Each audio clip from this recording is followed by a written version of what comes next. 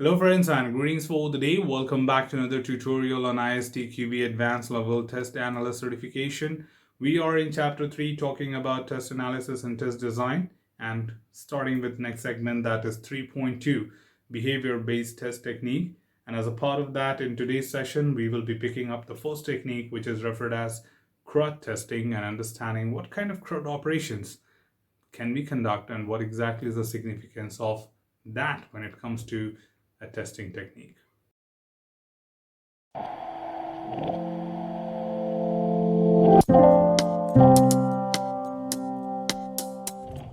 Well, to begin with, of course, we would like to set up a quick context about CRUD operations. Here, the CRUD, C-R-U-D, stands for Create, Read, Update, and Delete.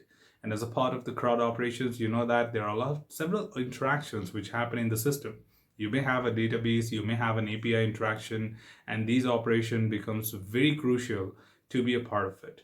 I would certainly like to measure a few things related to CRUD. Is more of like what kind of permission do I have, or what kind of access does the system have, like whether it can create things, read things, update things, or even delete things. Like in simple form, you can say that when you try booking a flight, you're creating an order. When you try to retrieve your existing flight booking, you call it as read an order. Update is modify, and delete is cancellation. So of course, there are many such operations which you perform, and thus calling this as a technique, it would be a very important thing to understand how it can be organized and conducted. Not only that, this method or technique can be used as a negative testing also, just to try that if we do not have permissions to do other things. For example, deleting a record in the government database. Like you can only submit your application, but you cannot withdraw or you cannot update. So depending on certain restrictions, you can certainly determine that what kind of CRUD operations are possible and what are not. And because of that, you can do it in a positive and negative way both. So let's quickly talk about it. When we talk about CRUD, it certainly verifies the life cycle of data entities processed by test items. CRUD stands for Create, Read, Update, and Delete. And these are the four basic operations that functions can perform on entities. Now, certainly CRUD testing consists of two parts. One, completeness testing, which is static testing that verifies if all operations occur every entity, okay? And if for example, if the entire life cycle has been implemented for every entity, and the absence of an operation is an anomaly that requires investigation. So completeness testing would be more referred to that if all the four operations are expected, then does this happen or not? Whereas consistency testing is a dynamic testing and aimed at integrating the various functions and checking whether the entity is used consistently. It verifies that the functions interact correctly when handling an entity, and the test case should cover all operations again in the CRUD matrix. In addition, negative testing should also be included, as we discussed, so that can talk about what cannot be. And test cases are designed per entity by combining functions to cover its entire life cycle. So in its simplest form, the CRUD operations do cover everything depending on the context.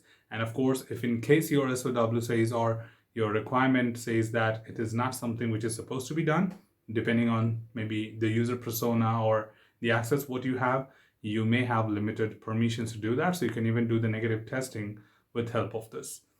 And then exactly to measure the CRUD coverage, it is a measure of the numbers of operations executed by test suite divided by the total number of operations in the CRUD matrix, which is a very simple measure. If you just have to relate it, you can say that there are 4 operations, and if in case you just do 3 of them, then you have got 75% coverage.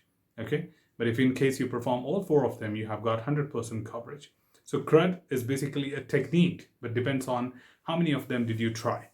Okay, but taking it from the syllabus is more from the positive point of view that we need to perform all 4 of them, not exactly going as per your requirement. But just to add more beyond the syllabus, it can have negative testing for you as well. So quickly to try a quick question right here, because that will help you align with the understanding on the same. And right here, we will get a very basic and straightforward question. Which of the following is an example of CRUD testing? And I think that makes your job very simple because you understand what the meaning is. So we have few options. Number one, verifying that a user, after creating an account and defining a password, can modify the account password. It looks great. B, verifying that a system accepts as a password and any of 1,000 randomly generated strings of various lengths. Now at this point, if you see, example of random testing has nothing to do with operations for entities such as create, read, update, or delete. Because here, if you see, it says any of 1,000 randomly generated strings. So CRUD is different from random testing. It's more about trying the 4 operations. Whereas C says verifying that the time from the requesting a password change to verifying that change is less than 10 milliseconds. Again, this is more an objective or definition of performance testing and doesn't relate to what we are interested in. And D says checking whether a new user can use a password that another user already used.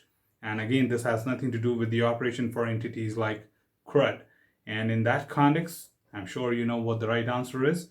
The right answer to this question is A, that is verifying that a user, after creating an account and defining a password, can modify the user password, which covers 2 operations under CRUD, that is create and update.